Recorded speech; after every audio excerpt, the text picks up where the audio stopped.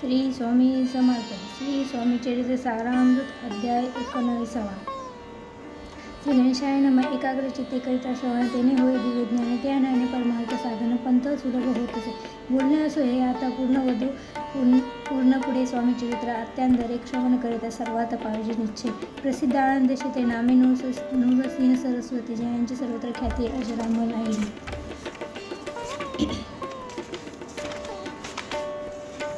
कृष्णातटाकी क्षेत्रे पवित्र ती देखील, त्यांनी समस्त नाना योगाभ्यासा बहुत महासाधू देखील करावे हट्टयोग साधन ऐसी इच्छा बहुत दिने नानस त्याने फिरून शोध करीत गुरुजा जपी तपी संन्यासी असाख्य देखील ज्ञान त्यांचे पाहिले, कित्येकांचे चरण धरिले परी गेले व्यर्थचे. एकी समय अक्कलकोटी स्वामी दर्शनेच्या धरुणे पोटी आली नृसिंह सरस्वती महिमा श्रीचा ऐकून सम्मुख पाहुणे दयाला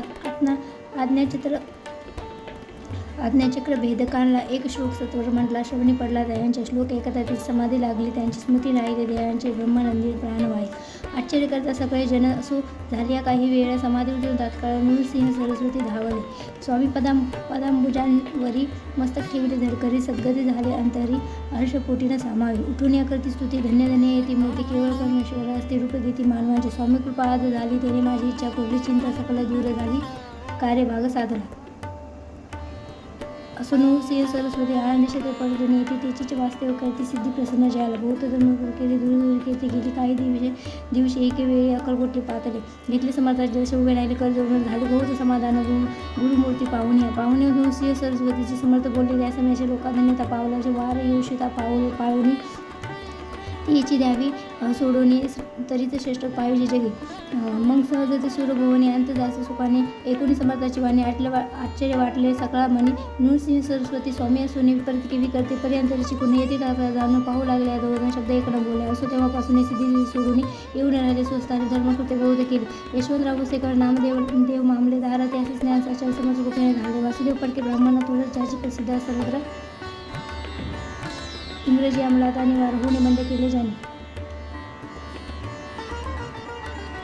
समर्थाची कृपा होता इच्छित कार्य साधवणे तत्वता ऐसे वाटले. त्यांच्या चित्तादर्शनातले पाठी स्वकार्य सिंधूने अंतरीश्वरात घेतले.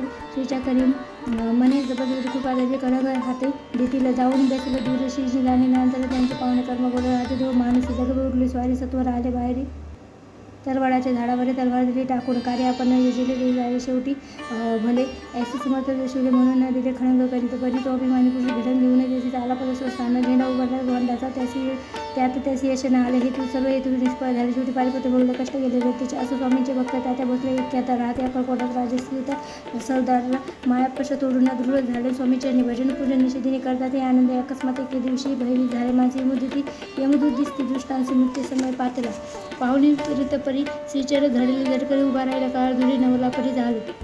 दिनवदन होऊन दृढ घातन मिठी चरण तात्या करती विनवणी मरण माझे चुका हे ते पाहुणे श्रीचर नसतात कृतंगाचे काय सांगत. हा माझे असा भक्त आयुष्याचे सरले पहिल तो शोक दिसत त्याचा असे अंत त्याचे न्यावे तो तुरे तर प्रश्न याते करू नको ऐसे समर्थ बोलले. तोची रवलवरतील तात्काळ शुभाचे पाने गेले धरणे पडले करले वडे जन पाहुणे आचय करती धन्यता थोर भरला जाते. पहिला प्रती दिदली मुक्ती मरण चुकले तात्या ते ऐशे लीला संख्या वर्णू जाता वाढेल ग्रंथ. हे स्वामीचे सारामृत चरित्र सार मात्र येत इति श्री स्वामीचे सारामृत नाना प्रकृत कथा संमत सदा परिसर प्रेमळ भक्त 19वा अध्याय. गोड हा श्रीरस्तु शुभम भवतु. श्री स्वामी समर्थ.